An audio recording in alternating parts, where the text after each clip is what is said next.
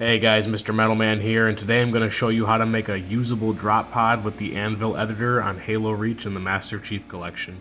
First things first, we're going to go into Forge and select the SVE Anvil Editor as the game type. This is a modded game type, but it is safe to use on console, PC, and is safe to use in the customs game browser. I'll put details in the video later on describing how to download it. Alright, now we're in Forge, so the first thing we're going to do is scroll down to Scenery MCC. Once in there, we're going to go to Pallets and Pallet Metal. We're going to open up the object options and set the physics to fixed for now, and the spawn time down to 10. I'll explain why later. And in the advanced options, place at start false, game type label. We're going to do attach base. And spawn sequence, you can put anything, but we're just doing one for now. Hit the back button, and still under Scenery MCC, go to Vehicles and Drop Pod Elite. Place it near the pallet, and set the spawn sequence to the same as the pallet. And game type label, Attachment. This will attach the drop pod to the pallet. Next, go into the spawning section and put an initial spawn on the pallet, kind of in the center. After that, hit back, go into Gadgets, Power-Ups, and select a custom power-up and place it in the center of the drop pod, just low enough where you can grab it when you spawn in right away. Now this is for a drop pod that you will spawn in when you start the match, and I'm going to also make a drop pod that you can manually use whenever you want. So what I'm doing is just duplicating the pallet and the custom power-up. And you want to make sure that each additional pallet has a different spawn sequence than the rest of them.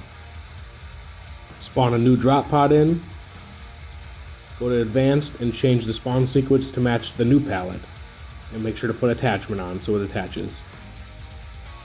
I'm changing this custom power up to a smaller spawn time, and I'll explain why later. I'm also going to place a respawn point here. This is not required though for the manual drop pod, but if you want them to respawn there, it'll work all the same.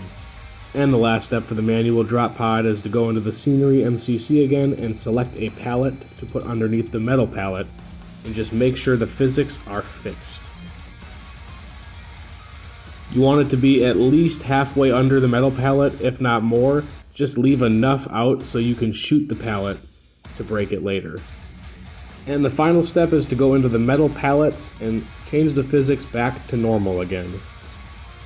So those right there are my drop pod concepts, and now we're going to test them out in custom games. And when you make a map with the Anvil Editor, you need to make sure that you have a compatible game type to use with it in custom games.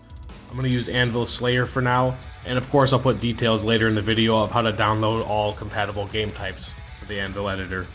And the last step to make the drop pod work is to go into the game options, select Weapons and Vehicles, scroll down to Custom Power-Up Traits.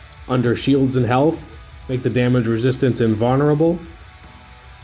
Go down to Movement, change the player speed to 0% and the jump height to 0%. This is to prevent players from jumping out of the drop pod early or dying on impact when they hit the ground.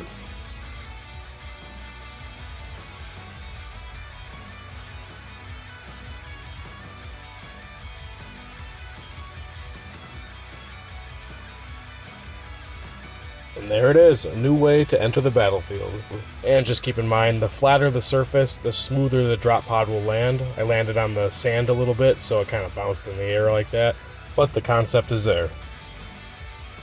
And for the manual drop pod, just destroy the pallet underneath you and prepare to drop.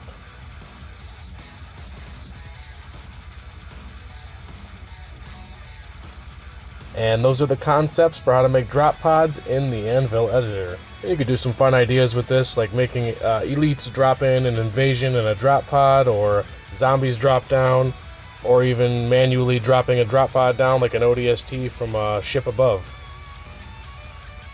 To download the Anvil Editor and Anvil game types, click on your profile while on the main menu, select Find Player, type in the gamertag Weesee, the creator of Anvil Editor, go to his file share, and his game types.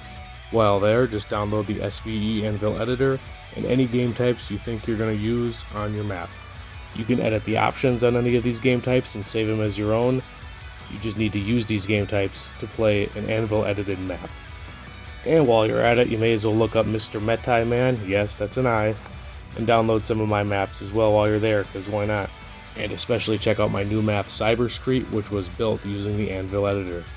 Anyways, thank you for watching, and don't forget to subscribe.